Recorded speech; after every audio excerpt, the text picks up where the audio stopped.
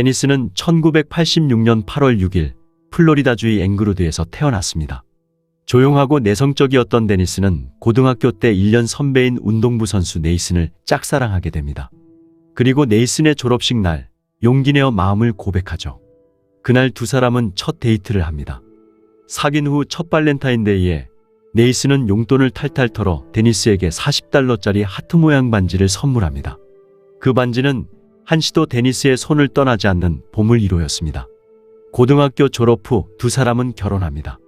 2005년 부부의 사랑의 결실인 귀엽고 예쁜 첫째 아들이 태어나고 1년 6개월쯤 후에 둘째 아들이 태어납니다. 데니스는 육아에 전념했고 네이슨은 쓰리잡까지 뛰며 열심히 일하는 성실한 가장이었습니다. 부유하진 않았지만 어린 부부는 노스포트 외곽의 아담한 집에서 두 아이와 함께 알콩달콩 행복하게 살고 있었습니다. 2008년 1월 17일 오후 3시 네이슨은 집으로 가는 길에 아내한테 전화를 합니다. 그런데 20여 분 동안 최소 8차례나 통화를 시도해도 계속 연락이 되지 않았습니다. 네이슨이 불안한 마음으로 집에 도착했을 때 아내의 지갑과 열쇠, 핸드폰은 그대로 있었습니다. 그리고 아기 방에는 어린 두 아들이 달콤하게 잠들어 있었습니다. 하지만 아무리 찾아봐도 아내의 모습은 보이지 않았습니다. 성격상 데니스는 아이들과 소지품들을 집에 놔두고 외출할 그런 사람이 절대 아니었습니다. 불길한 예감이 든 네이슨은 3시 29분경에 경찰에 신고했고 장인에게도 이 사실을 알립니다. 장인 릭은 샬럿 카운티 경찰서에서 근무했던 퇴직 경찰관이었습니다. 딸의 실종 사실을 전해 들은 릭은 곧바로 인맥을 동원했고 신고 30분 만에 현지와 인근 지역의 대규모 경찰 인력과 경찰견, 헬기가 수색 작업에 투입됩니다. 네이슨의 집에 출동한 경찰은 외부인이 강제로 침입한 흔적을 전혀 발견하지 못했습니다. 그러나 탐문 수사에서 이웃 주민으로부터 마음이 조여드는 이야기를 듣게 됩니다. 아주 오랫동안 동네를 빙빙 돌던 다크그린 차량 한 대가 2시 30분쯤에 네이슨 부부의 집 앞마당에 정차했고 건장한 체격의 백인 남성이 차에서 내렸었다는 목격담이었습니다. 굉장히 시끄러운 엔진 소리가 무척 신경 쓰이긴 했지만 당시 이웃 주민은 그 남성이 길을 헤매다가 힘들게 겨우 친구 집을 찾아왔나 보다고 무심히 넘겼다고 했습니다. 그리고 10여 분 후에 다시 창밖을 내다봤을 때는 그 차량이 이미 사라진 뒤였다고 합니다. 아쉽게도 이웃 주민은 데니스가 그 차에 탔는지 보지 못했고 차량 번호도 기억하지 못하고 있었습니다. 경찰은 그 주민이 진술한 차량 특징과 용의자와 데니스의 외모 등을 토대로 수사를 진행하지만 2시간 넘게 답보 상태였습니다. 그리고 저녁 6시 14분 세러소타 카운티 911 상황실에 한 통의 전화가 걸려옵니다. 그것은 가족과 경찰들이 그토록 애타게 찾고 있던 데니스가 걸어온 전화였습니다. Hello, ma'am? Where are we going? I gotta go up and around now. Up and around where? Well, you need to get exactly where 4 streets go, 5 streets go from your house. I couldn't tell.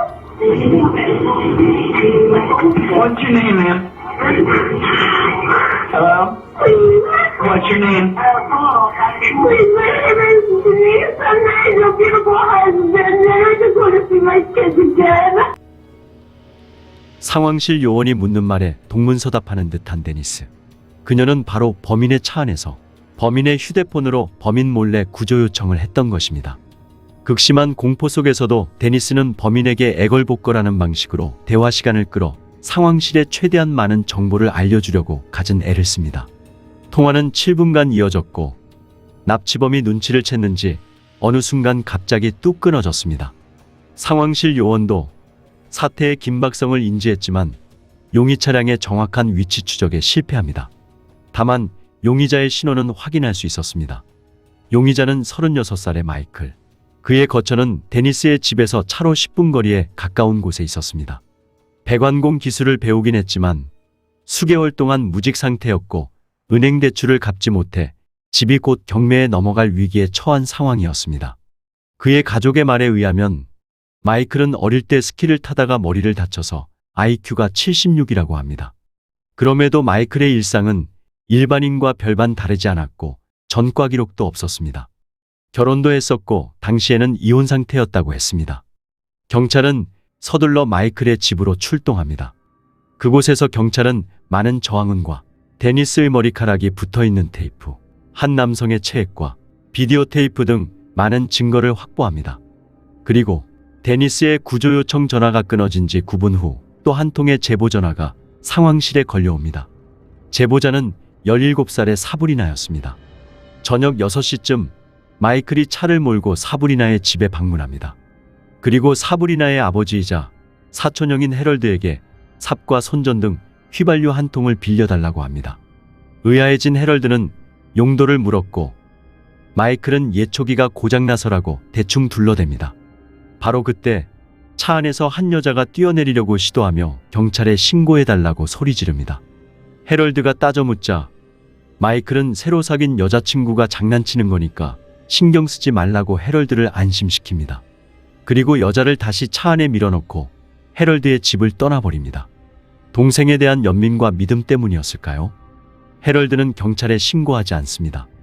대신 마음이 찜찜했던 그는 20분쯤 후에 딸에게 이 상황을 말해줍니다. 아빠의 말에서 어린 사브리나는 사태의 심각성을 깨달았고 한치의 망설임도 없이 곧바로 경찰에 신고했던 것이었습니다. 하지만 마이클이 사라져버린 지 한참 지난 후였습니다. 그리고 6시 30분 세러소타가 아닌 샬럿 카운티 911 상황실에 마지막 제보 전화가 걸려옵니다. 제인 코왈스키라는 여성이 걸어온 전화였습니다. 신호대기 중 제인은 옆 차선 차 안에서 울리는 새된 비명소리를 듣게 됩니다. 끔찍한 공포로 가득 찬 비명소리에 머리를 돌린 제인은 순간 운전자와 눈이 마주치게 됩니다. 동시에 누군가의 손이 뒷좌석 창문을 있는 힘껏 두드려대는 어렴풋한 모습도 보게 됩니다. 제인은 서둘러 경찰에 신고했고 한참 동안 용의 차량을 미행하기 시작했습니다. 그 과정에 용의 차량의 위치를 상황실에 자세하게 제보합니다. 그런데 어느 순간 그것을 눈치챈 용의자는 속도를 줄여 제인의 뒤에서 천천히 따라오다가 갑자기 옆길로 빠져버립니다. 더는 미행할 수 없게 된 제인은 상황실에 용의 차량이 빠져나간 위치 정보를 알려줍니다. 용의 차량이 지난 길 옆에는 순찰차 한 대가 대기하고 있었습니다. 하지만 바쁜 업무 때문이었을까요? 상황실 요원의 어이없는 실수로 제인의 제보 전화는 완전히 묻혀버렸고 그 순찰차도 출동 지령을 받지 못합니다. 삶의 끈을 붙잡으려고 데니스 본인도 필사적으로 몸부림쳤고 용감한 시민도 적극적인 제보에 나섰지만 데니스를 구할 수 있는 마지막 기회는 그렇게 영영 사라져버린 것이었습니다. 그 후 더 이상 제보 전화가 없었고 용의 차량을 찾느라 허둥대던 경찰은 밤 9시 15분경에야 간신히 마이클을 검거합니다. 체포 당시 그의 하반신은 흑투성이었고 차 뒷좌석에서 진흙이 가득 묻은 삽이 발견됩니다. 그의 옷주머니에는 데니스가 구조 요청에 사용했던 휴대폰이 배터리가 분리된 상태로 들어 있었습니다. 그리고 뒷좌석에는 뿌리채 뽑힌 데니스의 머리카락 한 움큼이 있었고 등받이 틈새에는 하트 모양의 반지 하나가 끼어 있었습니다. 네이슨에게 선물 받은 그 순간부터 단 한 번도 데니스의 손을 떠나지 않았던 사랑의 증표였습니다.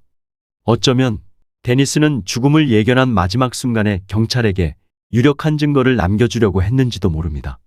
다음날 경찰은 마이클이 체포된 곳에서 그리 멀지 않은 숲을 속에 묻혀있는 데니스의 시신을 찾아냅니다. 사인은 머리에 맞은 총상이었습니다. 취조실에서 마이클은 자신이 데니스와 함께 어떤 사람들한테 납치됐고 데니스는 누군가가 헬기에서 쏜 총에 맞아 숨졌고 자신은 구사일생으로 살아남았다고 진술합니다. 그리고 재판 과정에서도 그는 자신의 범행 사실을 완강하게 부인했습니다. 2009년 12월 4일 12명으로 구성된 배심원단 만장일치 평결로 마이클은 사형을 선고받습니다. 2012년 마이클이 항소하지만 법원은 이를 기각합니다.